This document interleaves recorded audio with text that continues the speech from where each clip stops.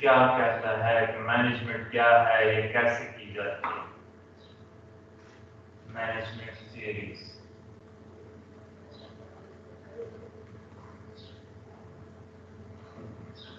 बेटा इस टॉपिक में बहुत ज्यादा रेपिटेशन होगी आगे जाके। कई थियरिस्ट ने क्या किया हुआ है, एक दूसरे के पॉइंट्स को रिफ्रेश करके जस्ट नाम नया दे दिया, नई जिंदगी के तौर पर इंक्लूड भी पड़ी है वो। मैनेजमेंट के बारे में हमने जो थ्योरीज देखी है बेटा, उनको क्रोनोलॉजिकल ऑर्डर में देखना है कि क्लासिकल वे में या क्लासिकल पीरियड में या ऐसा पीरियड जो एंशिएंट पीरियड है तब मैनेजमेंट कैसी होती थी, क्या समझा जाता था। फिर इंडस्ट्रियलाइजेशन से पहले, साइंटिफिक इरा से पहले, प्री साइंटिफिक पीरियड में मैनेजमेंट को क्या समझा जाता था। फिर इंडस्ट्रियलाइजेशन जब आई तब मैनेजमेंट के बारे में क्या कॉन्सेप्ट्स आए, कौन से थ्योरिस्ट ने क्या कहा। फिर हम देखेंगे कंटेम्प्रेरी पीरियड में, प्रेजेंट टाइम्स में मैनेजमेंट के बारे में क्या कहा जाता है या मैनेजमेंट को कैसे डिफाइन किया जाता है। तो बेटा हम लोग स्टार्ट लेते हैं। पहले तो हम ये देखेंगे कि एंशिएंट टाइम्स में क्या वर्ड यूज किया, वैसे early management ideas, early management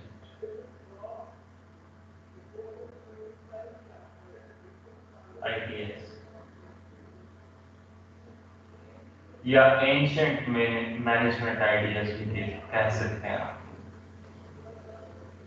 ancient times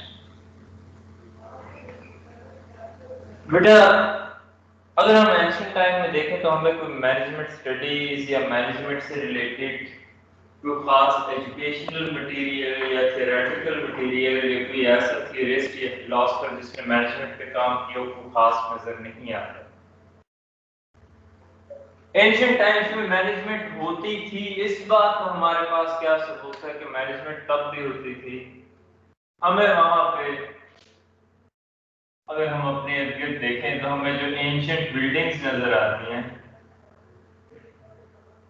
ancient buildings नजर आती हैं, और उनमें से भी अगर मैं मॉन्यूमेंट्स की बात कर दूं जो कि एक बड़े स्केल पे कंस्ट्रक्शन जिनमें चाहिए होती है, जैसे आपकी बुक में एग्जांपल गिवन है हमारे पास पिरामिड्स की, ताजमहल की। ताजमहल खैर इतनी पुरानी बात नहीं है, आई डोंट नो उसने यहाँ पे क्या इंक्लूड किया है। तो ये क्या हमें शो करते हैं मॉन्यूमेंट्स देख के कि इतने ग्रैंड स्केल पे अगर कोई कंस्ट्रक्शन हुई है तो इस कंस्ट्रक्शन के दौरान कोई मैनेजर भी तो होगा। क्यों?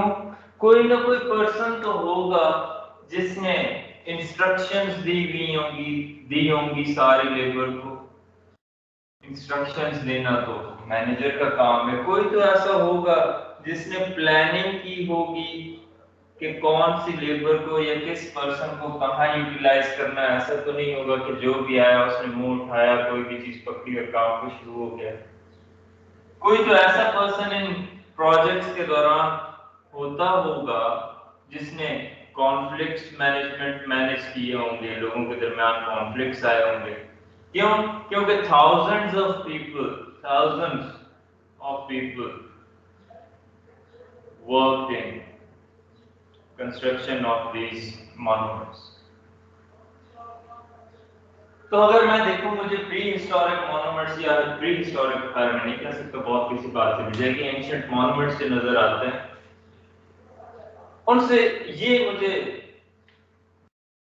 हिंट मिलता है कि भाई there must be someone who was managing, someone or a group of person who were managing the construction of these monuments, because such a grand structure with such a huge workforce cannot be managed, cannot be completed without someone who is managing them. फिर दूसरी example क्या है early या ancient times में management की, वो हमें नजर आती है वॉर्स में। इस साइड पे ग्लेयर ज्यादा तो नहीं पड़ रहा बोर्ड के, नजर आ रहा है जो मैं लिख रहा हूँ? हाँ नजर। जी सर। आ रहा है क्लियर है। Yes sir.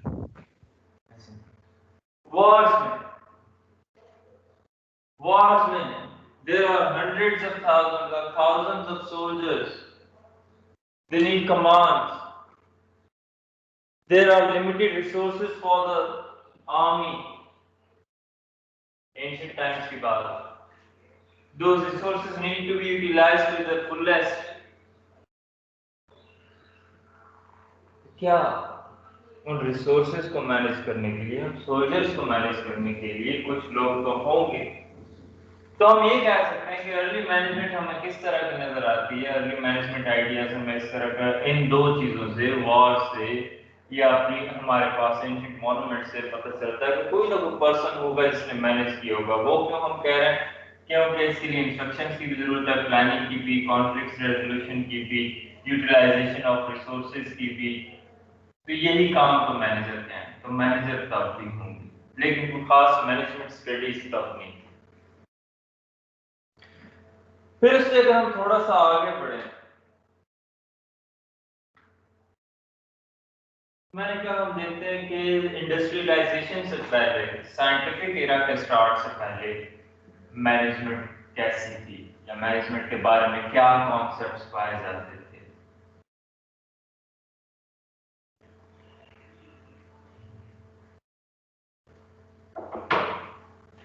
Pre scientific era.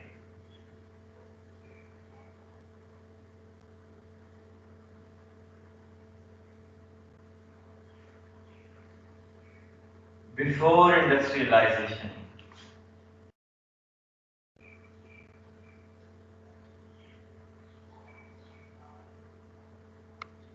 एक डेट भी मेंशन की हुई है, उसने टाइमलाइन भी मेंशन की हुई है आपकी बुक में. 1880 से पहले, prior to 1880. हाँ जी. इस दौर में मैनेजर कौन है, मैनेजमेंट कैसे की जाती है, who has the right to manage, who are destined to be managed, ये कॉन्सेप्ट था. जरा इन जुमलों पे गौर कीजिएगा. Some people were considered to have the right to manage. They were born to manage others. Some people were destined to be managed. इसका मतलब innate तौर पे या बाय बर्थ ही किसी के पास ये अथॉरिटी होती थी कि इसने आगे जाके लोगों को मैनेज करना है. और बाय बर्थ ही किसी के ये डेस्टिनी होती थी कि उसके ऊपर कोई मैनेजर होगा, उसने हुक्म मानना है. कैसे? Caste system. कास्ट सिस्टम, जात पात का निजाम था. वो पर्सन जो सुपीरियर कास्ट से समझा जाता था, he was destined to be a manager and control other people. Feudal lords जो हुआ करते थे, फ्यूडल लॉर्ड्स, नवाब, वडेरे, they were considered to be managers and have control over other people. Management का स्टाइल कैसे होता था? ये जो लोग थे, because they considered themselves superior to the others and considered themselves to be the chosen ones because they were born in such caste of feudal system. Their management style was autocratic. Autocratic style of management. Autocratic style क्या होता है? One person instructs as he wishes. सारी authority उसी के पास है, जो चाहता है वही इंस्ट्रक्शन देता है. सारी अथॉरिटी एक पर्सन के पास होती है. साइंटिफिक एरा से पहले ये कंसिडर किया जाता था कि हाँ जी, ये वडेरे के घर में पैदा हुआ है तो वो मैनेजर है, उसने हुक्म देना है, काम चलाना है.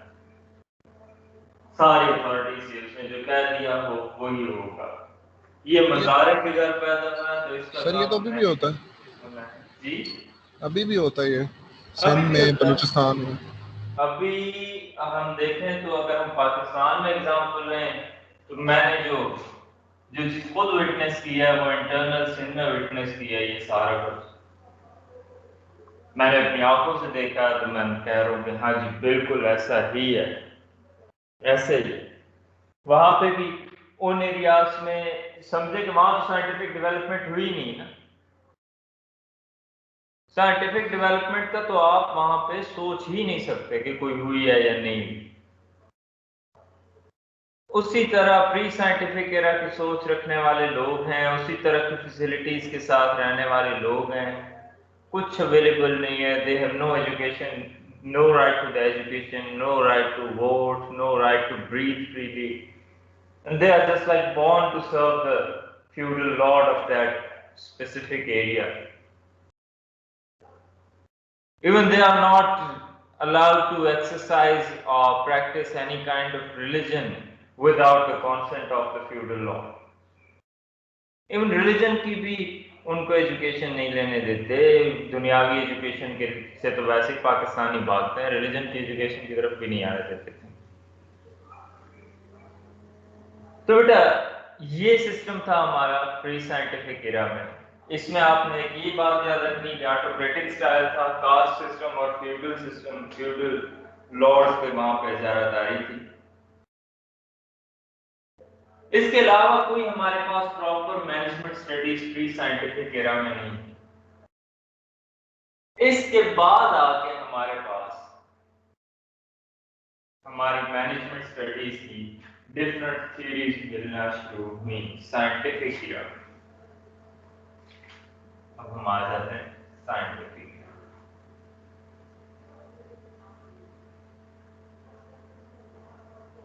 फिलहाल आप सही कह रहे हैं। मैं अगर आपको उनको एग्जांपल्स दूं कि मैंने अंदरूनी सिंध जितना विजिट किया है,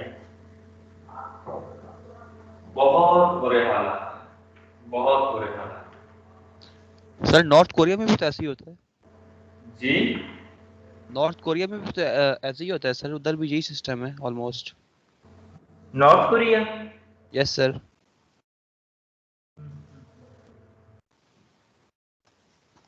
वो थोड़ा सा डिफरेंट है। पाकिस्तान में थोड़ा जाहिलियत वाला सिस्टम है, वहाँ पे फिर पढ़े लिखे हैं लोग। जहां पे देखो जिस कंट्री में भी ज्यादा टाइम हम लोगों ने गुजारा है, पाकिस्तान इंडिया का सब कॉन्टिनेंट जो है, हम लोगों ने अपनी हिस्ट्री में देखी तो ज्यादातर टाइम गुजारा है बादशाहत के जमानों का। अगर मैं बात करूं इस खत्ते के लोगों की तो सब कॉन्टिनेंट के लोग जो थे हमारी मट्टी में, हमारी नेचर में गुलामी शामिल है। आर्या उन्होंने कब्जा किया, लोगों ने उनकी गुलामी की, मुसलमान है उनकी गुलामी हुई, हिंदू फिर अंग्रेज है उनकी गुलामी की। उनके जाने के बाद जो एक तबका डोमिनेंट है उसकी गुलामी कर रहे हैं। तो इस एरिया की तो नेचर में मट्टी में गुलामी है। और फिर जब हम ऐसे बाय नेचर ही ऐसे हो जाते हैं कि we love to be rule, तो फिर ऐसी चीजें होती हैं, फिर ऐसी चीजें होती हैं, फिर ये मजबूरियां बनना शुरू हो जाती हैं और ऐसे इंसान एक्सप्लॉइट होते रहते हैं। फिर साइंटिफिक मैनेजमेंट की तरफ बढ़ते हैं। साइंटिफिक थियरीज की तरफ 1880 टू 1930 का ये पीरियड है।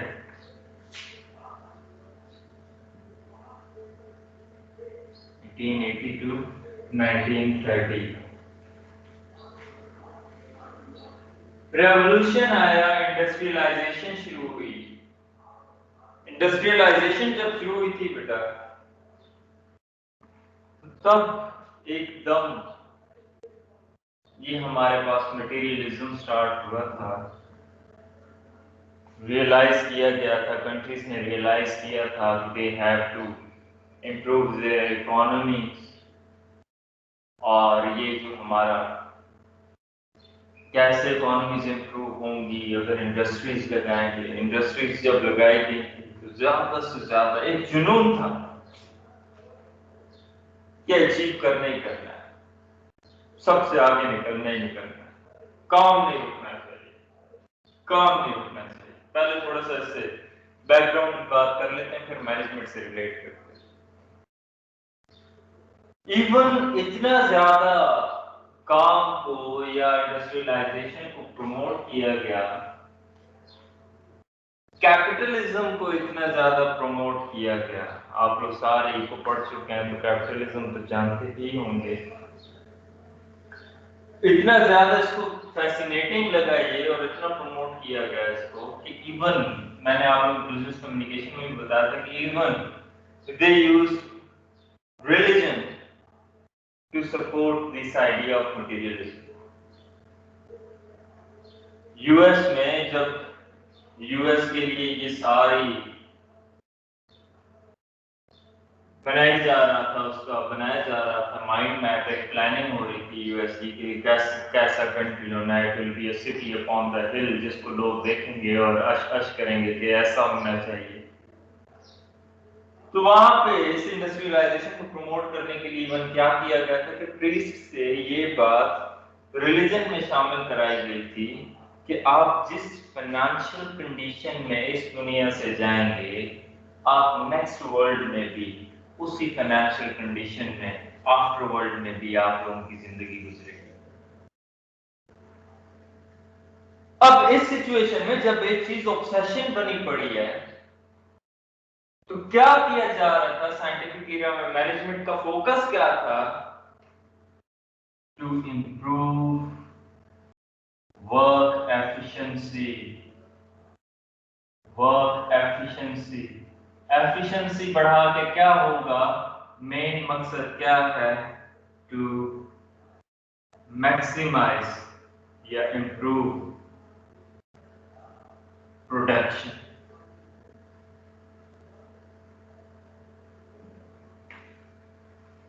आप जब भी साइंटिफिक एरा के मैनेजमेंट सीरीज की बात करेंगे तो मेन फोकस उसका ही है, प्रोडक्शन बढ़े, बढ़ानी है। इसके लिए कई एक्सप्लॉयटेटिव या एक्सप्लॉयटेशंस भी नजर आती थी हमें। एक्सप्लॉयटेशंस हो रही थी, यही वो ऐसा सिनेरियो था जिस सिनेरियो में फिर हमारे पास रेबल्स भी जनरेट हुए, हमारे पास मूवमेंट्स भी आए जो लेबर को प्रोटेक्ट करने के लिए, क्योंकि लेबर को इतना ज्यादा ओवरवर्क कराया जाता था और लेबर को जस्ट एक टूल समझा जाता था, क्योंकि हमें तो मैक्सिमम प्रोडक्शन चाहिए, we don't care about anything else. तो साइंटिफिक एरा के मैनेजमेंट की थ्योरीज का फोकस हमारा प्रोडक्शन को मैक्सिमाइज करने के लिए, और उसके लिए फिर साइंटिफिक वेज यूज किए गए। लोगों से शिफ्ट्स में काम कराया गया, शिफ्ट्स में काम कराया गया, लोगों का काम जस्ट एक टूल की तरह था। मैं ये फिर बात रिपीट कर रहा हूं, लिख देता हूं, labour was just a tool, just a tool। Machinery की तरह, सपोर्ट टू मशीनरी थे ये लोग।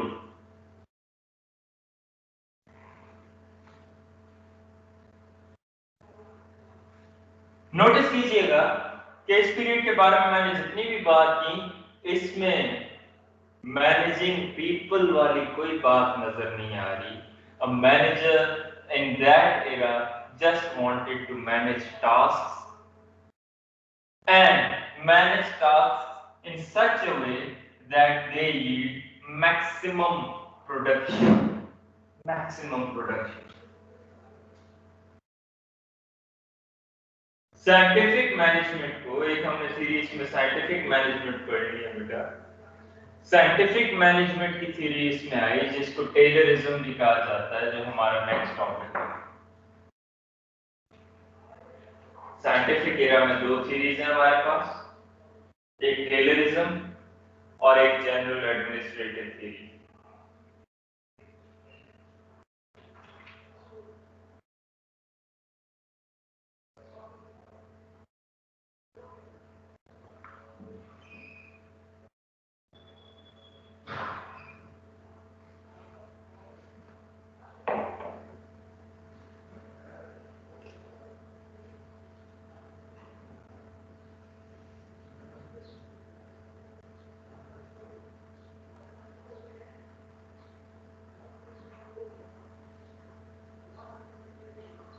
साइंटिफिक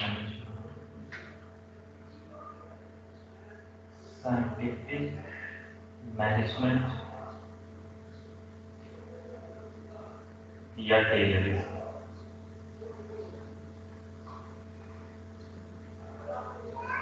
अच्छा बेटा, इस पूरे साइंटिफिक एरा में किया क्या जाता था, जब हमें प्रोडक्शन बढ़ानी है तो बड़ा साइंटिफिकली स्टडी किया जाता था उस टास्क को जो परफॉर्म किए जा रहे हैं, इस प्रोडक्शन प्रोसेस को, काम को छोटे छोटे हिस्सों में डिवाइड करके एक अलग अलग, जिस तरह हमने फंक्शनल ऑर्गेनाइजेशनल स्ट्रक्चर में डिपार्टमेंट्स पढ़े थे, इसी तरह छोटी छोटी स्पेशलाइजेशन से छोटे छोटे टास्क डिफाइन कर दिए जाते थे स्टेप्स में, और एक ही रेपिटेटिव टास्क पे लोगों की शिफ्ट लगा दी जाती थी कि आपने डेली आना है, आपने ये करना है, आपने डेली आना है, आपने ये करना है, जस्ट इंक्रीज द प्रोडक्शन। एक काम पे एक पर्सन लगा रहेगा, चलता रहेगा, तो इनका ये मानना था कि वो उसमें एक्सपर्ट हो जाएगा और वो वही काम रिपीटेडली ज्यादा एफिशिएंट वे में कर पाएगा।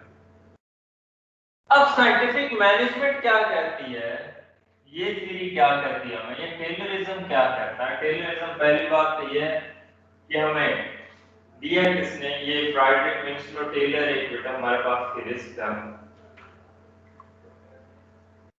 अब बेटा इसको कंसिडर किया जाता है he is the father of या ओरिजिनेटर ऑफ या founder of time and motion study.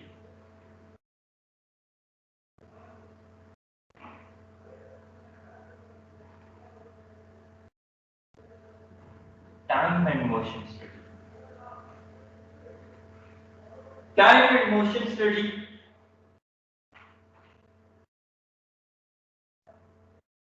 ये किस चीज से रिलेटेड होती है, ये सारी स्टडी का फोकस क्या होता है, to record time in which a task is perform.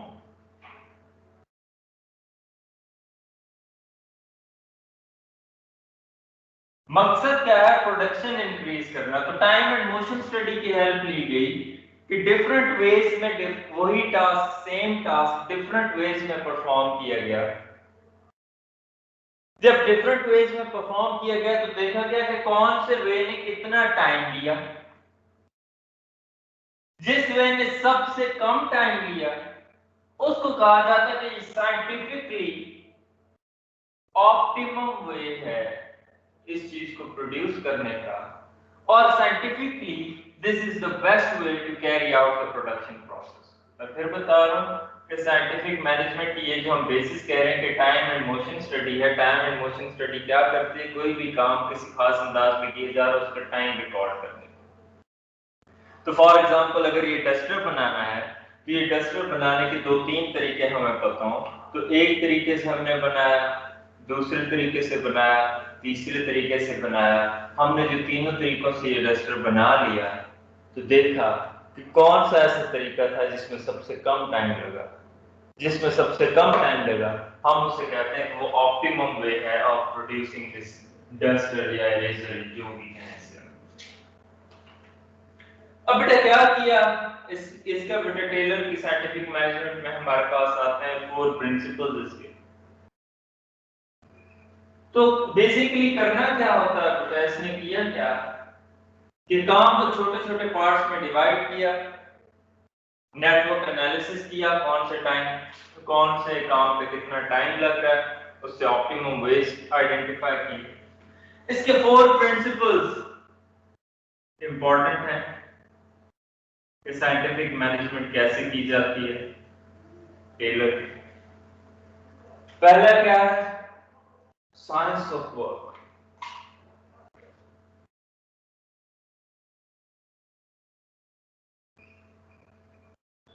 Science of work.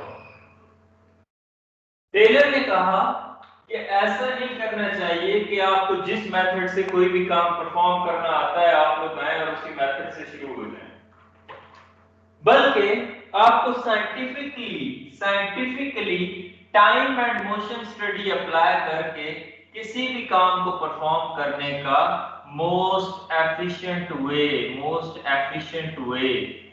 Find out करना चाहिए।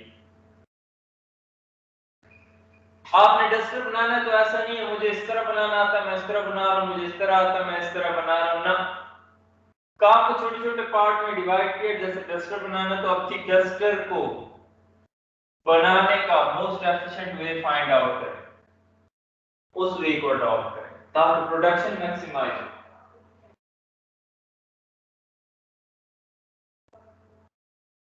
एक ही तरीका रेपिटेटिवली रिपीट होता रहे, अप्लाई होता रहे। एफिशिएंसी, इससे काम की बढ़ेगी, प्रोडक्शन लेवल बढ़ेगा, और जो हमारा एम्प्लॉय भी इस प्रोडक्शन लेवल को बढ़ा रहा है, काम इस तरह कर रहा है कि मोस्ट एफिशिएंट वे में काम कर रहा है, मेथड से काम कर रहा है सक्सेसफुली, कहता है आप उसको रिवॉर्ड्स भी दें, तो यहाँ पे रिवॉर्ड्स की भी बात आ जाएगी। एक तो कहता है कि काम का मोस्ट एफिशिएंट वे आपने आइडेंटिफाई कर लिया। दूसरा प्रिंसिपल इसका क्या करता है बेटा, वर्कर्स की सिलेक्शन, वर्कर्स सिलेक्शन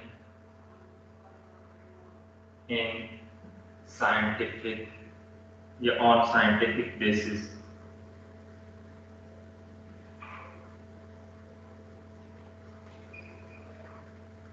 आप जब कोई वर्कर सिलेक्ट कर रहे हैं या किसी वर्कर को कोई टास्क आप लोग असाइन कर रहे हैं तो वो भी आप लोगों ने साइंटिफिकली चूज करना है। आपने देखा है क्या उसकी स्किल्स ये काम करने के लिए हैं, क्या वो ये काम परफॉर्म कर सकता है। वो एंशिएंट वे में नहीं जाना कि बस मजदूर है तो उससे कोई भी काम करा लो, एक पर्सन है तो बस उससे कोई भी काम पे किसी भी काम पे लगा लो। यहाँ पे किस चीज पे फोकस आया, लोगों की स्किल्स पे, स्किल्स पे, स्किल्स को डेवलप भी किया गया, डेवलपमेंट ऑफ स्किल, लोगों को ट्रेनिंग्स भी दी गई।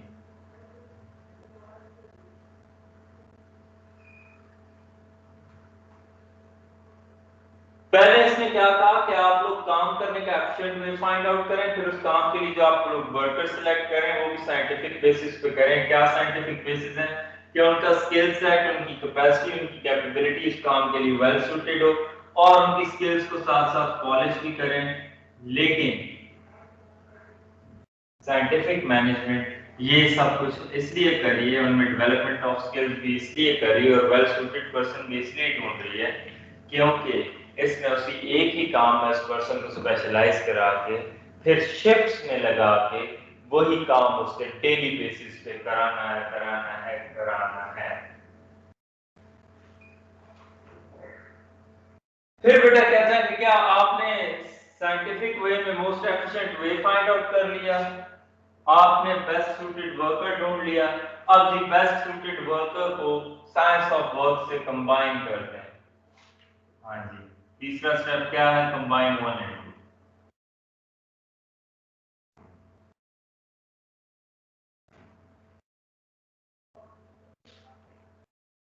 मैंने देखा कि एक पर्सन जो है वो डस्टर्स मैं जो बना रहा हूँ इनकी पैकिंग करने के लिए वो पैकिंग में एक्सपर्ट है।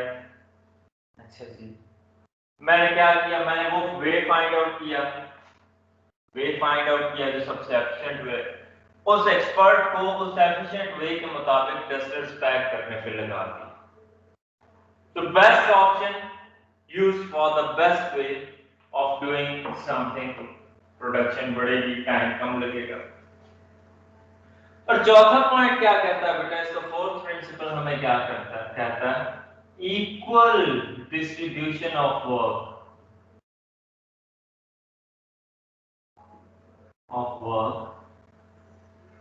between management and employees। अब इसका मतलब ये नहीं है कि हमारे मैनेजर्स भी जाकर लेबर के साथ काम कर रहे होंगे इसमें, बल्कि equal responsibility of work. Management कभी अकेले मैनेजर से नहीं होती जब तक मैनेज होने वाले लोग भी मैनेज होना न चाहें। एक मैनेजर कभी भी अकेले मैनेज नहीं कर सकता, कभी भी टीम लीडर अकेले टीम नहीं चला सकता अगर टीम लीड न करना चाहे, ना होना चाहिए। ये 50-50 प्रोसेस होता है बेटा, 50-50 रूल होता है। 50% कंट्रीब्यूशन हमारा मैनेजमेंट का होता है, 50% हमारा वर्क फोर्स का। तो अगर मैं इस टेलर के 4 प्रिंसिपल को या टेलरिज्म को सम अप करूं तो वो बहुत बहुत ही कॉमन सेंस की जनरल बात करता है। कहते हैं यार कोई काम करने का सबसे फास्ट वे क्या है, जरा वो फाइंड आउट करें ना एक्सपेरिमेंटेशन करके। फिर ऐसा पर्सन ढूंढें जो आपके जो काम आपने कराने उन कामों में की स्किल्स रखता हो। अगर कम रखता है तो उनकी उसकी स्किल्स को थोड़ा सा ट्रेन करके पॉलिश करें। आपके पास बंदा भी एक्सपर्ट बन गया, आपको मोस्ट एफिशिएंट वे भी आ गया। कहता है जी उस एक्सपर्ट बंदे को जिस काम का वो एक्सपर्ट है उसके मोस्ट एफिशिएंट वे के मुताबिक उस काम पे लगा दें। अब वो काम कर रहा है, साथ साथ मैनेजमेंट क्या करे कि अपना कंट्रीब्यूशन भी देती रहे, प्लानिंग करती रहे, एनवायरनमेंट को जो है तो देखती रहे। अगर कोई वर्कर अच्छा काम कर रहा है तो उसको इंक्रीमेंट वगैरह या उसको रिवॉर्ड्स वगैरह या बोनस वगैरह देती रहे। बस इतनी सी बात थी टोटल टेलरिज्म में। यहां तक कोई सवाल?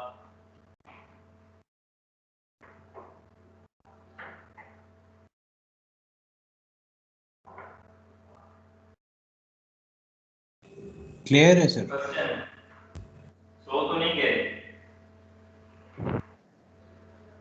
No sir. सही है, थर्ड पॉइंट दोबारा बता दें, सो रहा था मैं। कौन सा Bilal? Third point sir, third point. Third point कहता है combine 1 and 2। For example Bilal, मैंने चलाना है एक, मैं स्ट्रीमिंग का बिजनेस चला रहा हूं लेकिन मुझे खुद गेमिंग नहीं आती। मैं देखता हूं कि स्ट्रीमिंग में सबसे फास्ट वे में कैसे मैं अपना जो है तो वो फॉलोइंग बढ़ा सकता हूं। ये फाइंड आउट करने के लिए मैं फॉलोइंग बढ़ाने वाले डिफरेंट मेथड्स को यूज करके एफिशिएंट वे मैंने स्टेप 1 में फाइंड आउट कर दिया। मैंने देखा कि स्ट्रीमिंग के लिए मुझे एक अच्छे गेम प्लेयर की जरूरत है जो एपेक्स लेजेंड्स खेल सके। तो मैंने देखा कि जितने लोगों को मैं जानता हूं उनमें से तो बिलाल ही है जो खेल सकता है अच्छी। सर मजाक उड़ा रहे हैं? नहीं सही कह रहा हूं। अब मैंने थर्ड स्टेप क्या किया, मैंने वही मोस्ट एफिशिएंट वे में साथ साथ अपनी फॉलोइंग बढ़ाने का वे लगाया और आपको बिठा दिया एक अच्छे पीसी पे अच्छे इंटरनेट के साथ कि चलो जी आप एपेक्स खेलो। बेस्ट वे में बेस्ट वे को यूज करते हुए बेस्ट पर्सन को उस काम पे लगा देना, ये टेलरिज्म है। ठीक हो गया सर, ठीक हो गया, थैंक यू। अच्छा और थोड़ा सा पढ़ लें बस है? बस सर आज बहुत बस पढ़ लिया सर आज। एक छोटी सी बात मुझे बता दें कि आपको इस साइंटिफिक मैनेजमेंट में कोई वीक पॉइंट या ऐसे पॉइंट जिस पे क्रिटिसिज्म हो सकता है वो क्या नजर आ रहा है? किसकी मैनेजमेंट है सर? इस साइंटिफिक मैनेजमेंट में क्रिटिसिज्म या वीक पॉइंट क्या नजर आ रहा है? सर मेंटल हेल्थ पे नहीं फोकस किया जा रहा वर्कर्स की, उनसे काम ही काम कराया बिल्कुल, वर्कर्स की मेंटल हेल्थ उनसे पे, सेम काम लिया जा रहा है। या पीपल स्किल्स पे, या क्या कंसर्न फॉर पीपल को बिल्कुल इग्नोर किया गया है। और दूसरा जो ये बात, एक बहुत बड़ा फ्लॉ इसमें क्या है कि ये कह रहे हैं कि जनाब एक पर्सन एक काम में एक्सपर्ट हो जाएगा फिर रूटीन में वही काम करता रहेगा तो वो काम में हमारी प्रोडक्शन बढ़ती रहेगी। ये एक चीज को इग्नोर कर रहे हैं ह्यूमन साइकोलॉजी को, कि अगर एक ही काम रेपिटेटिव नेचर का इंसान करता रहे तो वो डीमोरलाइज्ड और बोर हो जाता है। जब वो यस सर। बोर हो गया, वो बिल्कुल सर। डीमोरलाइज हो गया तो प्रोडक्शन उसकी कम हो जाती है। लास्ट ईयर, अब जब मैंने, आप लोग भी मेरे पास लास्ट ईयर भी पढ़े हो सारे, ये इब्राहिम भी, बस पुराने स्टूडेंट्स में तो बिलाल और हरीम बैठी हुई हैं, बाकी सारे लास्ट ईयर के स्टूडेंट्स हैं। अब लास्ट ईयर मैंने जब 12 बार बिजनेस कम्युनिकेशन का कोर्स पढ़ाया, तो आखिरी बैच को पढ़ाते हुए आई डोंट नो कि मैं कैसा पढ़ा रहा था। मुझे समझ ही नहीं थी आ रही होती कि मैं क्या करूं। तो वहां पे मेरी वर्क एफिशिएंसी कम थी। रेपिटेटिव नेचर का जब हम टास्क को परफॉर्म करते हैं तो डीमोरलाइज होकर हमारी वर्क एफिशिएंसी कम होती जाती है। चलें जी, आज के लिए इतने ही, अब अटेंडेंस लेते हैं।